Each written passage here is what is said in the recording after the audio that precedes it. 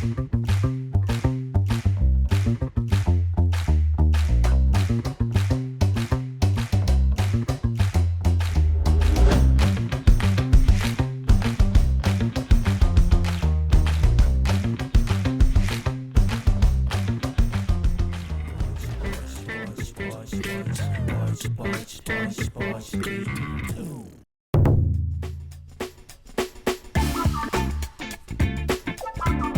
してまた驚きのニュースがあります。日本が世界に誇る漫画産業でまだ発見されていない才能を見つけてサポートするという、そういう内容です。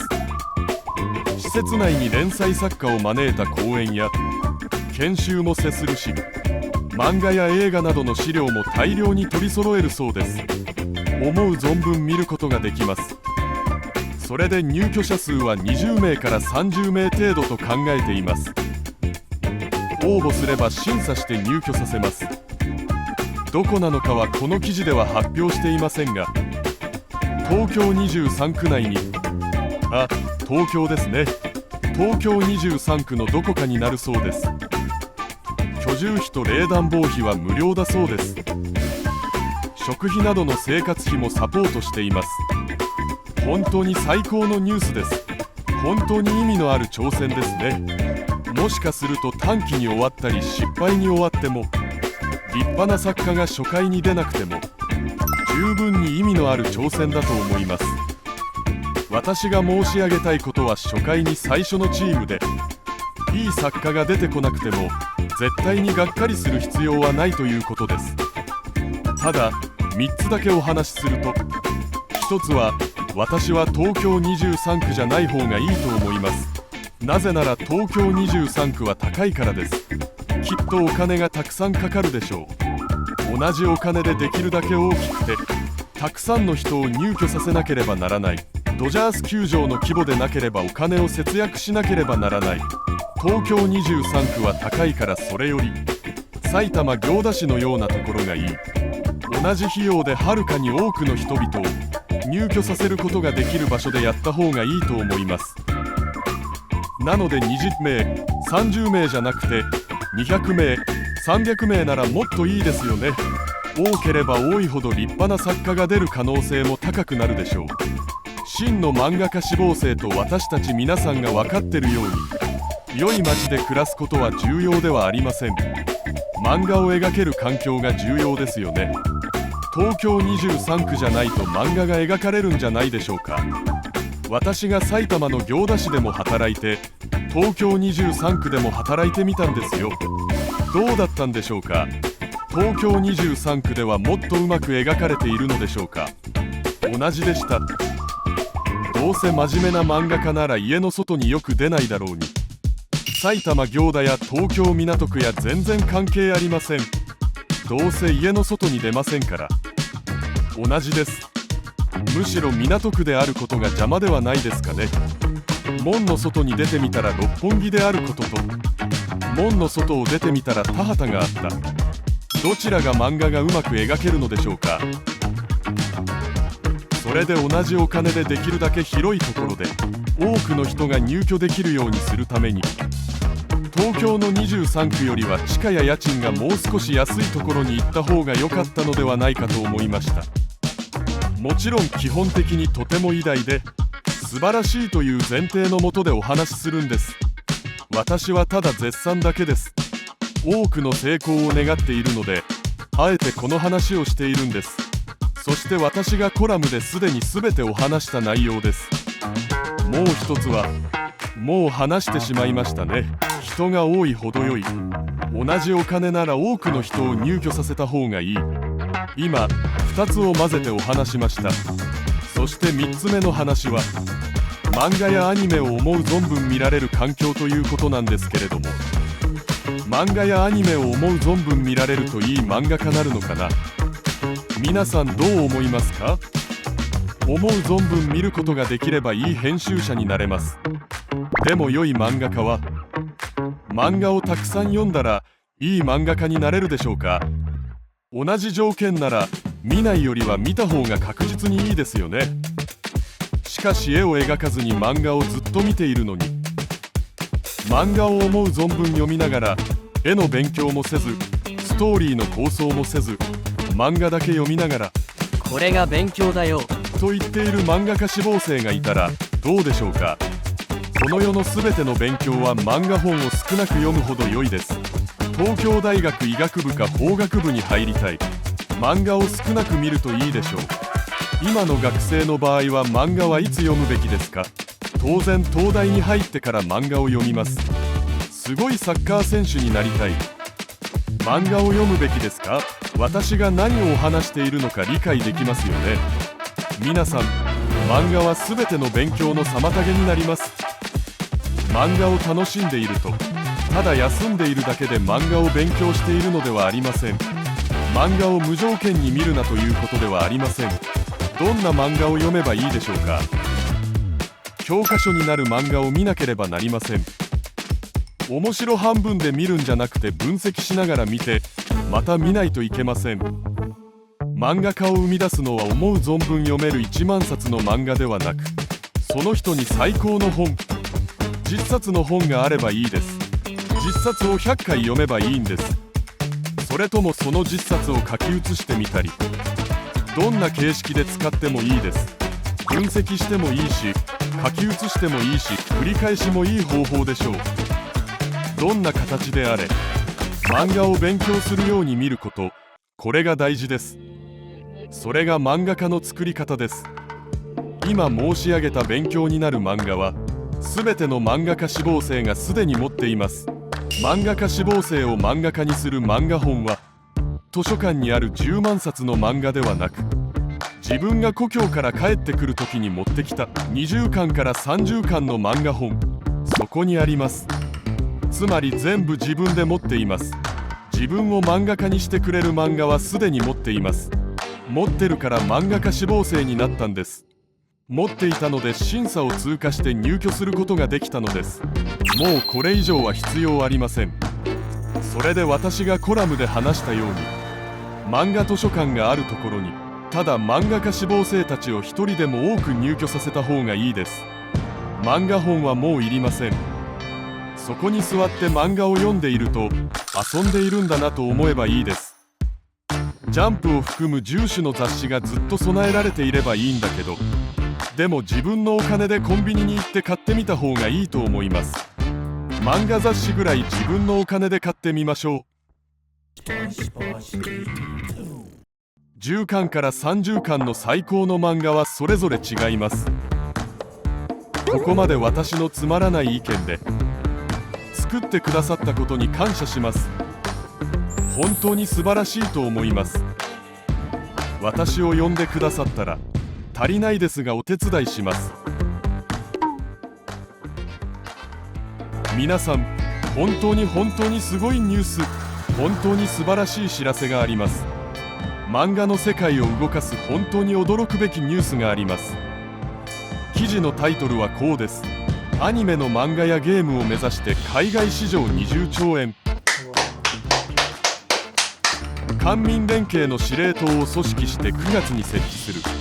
司令塔がまた出ましたね。政府はアニメや漫画、音楽、ゲームなどの海外展開や人材発掘育成を官民で連携して支援する新たな司令塔を内閣府に設置するという内容です。それで2030年まで海外で20兆円規模での市場拡大を目指すということです。それで労働環境も改善し、創造性も発揮できる環境整備にも取り組む方針だ。日本政府が動くということです。ずっと私が主張しているように、その国の産業を発展させるために政府が積極的に関与し、投資し、支援することはあまりにも当然です。もともと当たり前だったが、21世紀にはさらに当たり前で必須なものになりつつあります。半導体から自動車から石油から文化の石油である漫画に至るまで、政府が支援して投資して応援しないといけません。そうしてこそうまく発展するんです。当然うまくできるのに、他の要因のせいでできないこと、危解を得られないことができるようにするのです。もともと持っていた潜在力を引き出すことです。潜在力がないのに政府が支援して急に出てくるのではありません。私みたいな普通な人が政府が支援すれば突然ジェームズ・キャメロンになるのではありません。ジェームズ・キャメロンになる人がジェームズ・キャメロンになるんです。ボイチになる人はいくら支援してもボイチまでしかなりません。もともと持っていたその国の潜在力を引き出すことをするということです。そしてこれから全世界の政府がしなければならないことです。コミックス産業の絶対最強者である日本がやるというじゃないですか。日本政府が放っておいても世界最強なのに支援するということじゃないですか。すごいです。日本政府がとても立派です。そして私がこのニュースで最も感嘆した部分は、2022年に 4.7 兆円だったグローバル市場規模をあと9年2033年までに20兆円に増やすということです。9年で20兆円に増やすということです。4倍以上に。これは私が今回の動画でお伝えする最高のニュースです。最高のニュースという理由は、これはホラ吹きだからです。ホラ吹きが何がいいと言ってる方もいると思いますが、全てのグローバルコンテンツ事業の未来はデジタルにあって、それはつまり IT 化されるということを意味します。 IT はでホラ吹きは当たり前のこと、基本です。ロケットはまだ作られていないが火星に行くのが目標だ。これがまさにホラ吹きです。何のホラ吹きか、 IT のホラ吹きです。 IT でホラ吹きはどんな意味を持つのでしょうか。投資家たちが十分な投資をしてくれれば本当に成し遂げられるというホラ吹きです。一般のホラ吹きと IT のホラ吹きの違いは、投資が立派になれたら本当に実現させて、ホラ吹きではなかったということを示しているのです。投資を前提に実現可能で、投資が行われればホラではなくビジョンになる。これがまさに IT のホラ吹きです。日本政府が11年以内に20兆円市場を作り出すということなんです。日本政府が IT マインドを持ったということを意味します。コンテンツ国家コンテンツ産業に関して IT 的なマインドを持ったという決定的な証拠なんです。とてつもなく決定的な証拠です。そして私はこれがホラ吹きだと言いましたが、とても肯定的に考えていて、十分な投資と支援がなされれば実現できるホラ吹きだと思います。つまりビジョンですよね。それで驚くべきことだと思います。これが必ず必要なものだと私は思います。私がグローバル漫画市場が400億ドル以上になる可能性があるという具体的な数値を提供しました。その数値には何の根拠もありません。しかしそれが IT 的なホラ吹きなのです。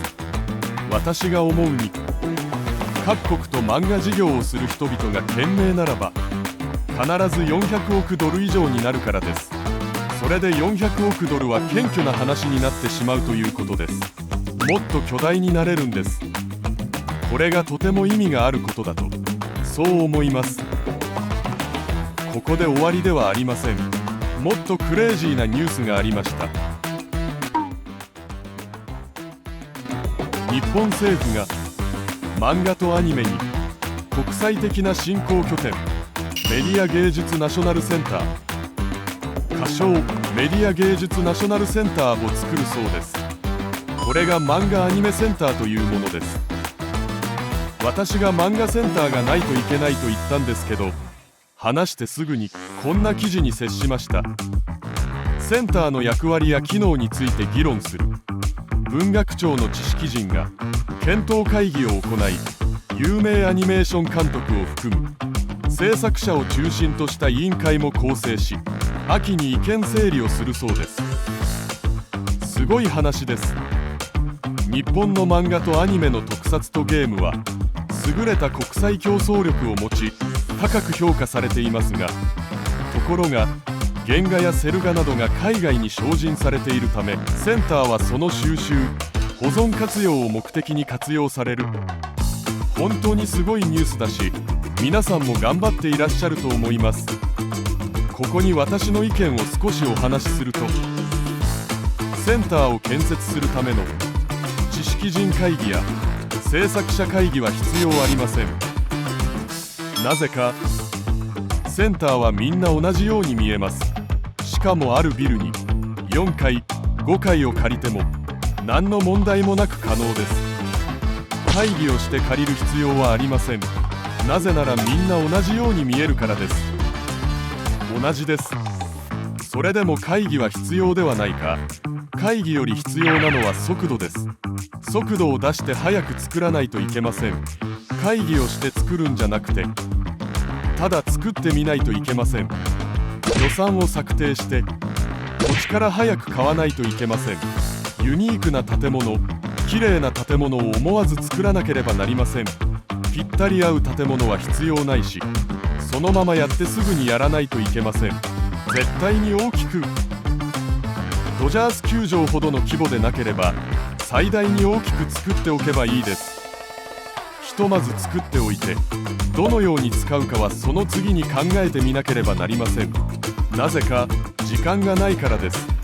そして土地を買って建物を建てるのにも多くの時間が必要です。多くの時間が必要なので、その間に産業を発展させるチャンスを逃すことになります。なので早くやらないといけません。そして私がお話したいことは、東京23区内には必要ない。なぜかドジャース球場ほどの土地を東京23区で求めることは難しいからです。土地が広くないといけないと私がお話しましたよね。広い土地を確保するなら何でも活用できます。発展するためにいろいろ必要なことをやり遂げることができます。そのため土地から確保しなければなりません。東京23区は高すぎます。そして何より東京23区の巨大な土地を確保するためには30年間協議しなければなりません。地域住民の地域証券、商店街の方々と事業者の方々と30年を協議しないといけません。これから9年間で漫画、アニメ、ゲーム、この3つを合わせてグローバル市場規模を4倍成長させないといけないじゃないですか。これから9年間やらないといけないんですけど、その司令塔の役割をしないといけないし、その司令塔の役割をするためにセンターを立てないといけないんですが、観光はいつしなければなりませんか。9年間でグローバル市場規模を4倍に成長させなければならないのに、司令塔の役割をするセンターはいつ観光するのがいいでしょうか。早くするにはどのビルに入ればいいんじゃない？しかしセンターは基本的に別になければなりません。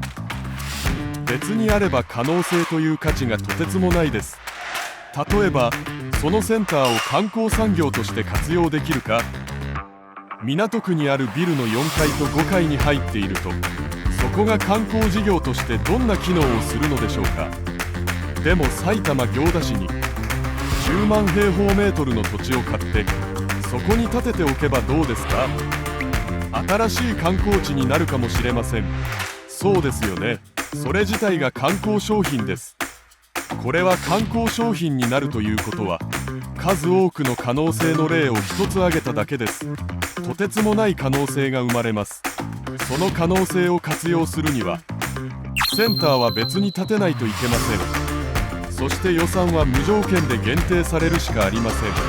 20兆円の市場規模にするから、日本政府が10兆円くらいは使えるんじゃないかな。ダメなんです。10兆には使えないと思います。私は反対です。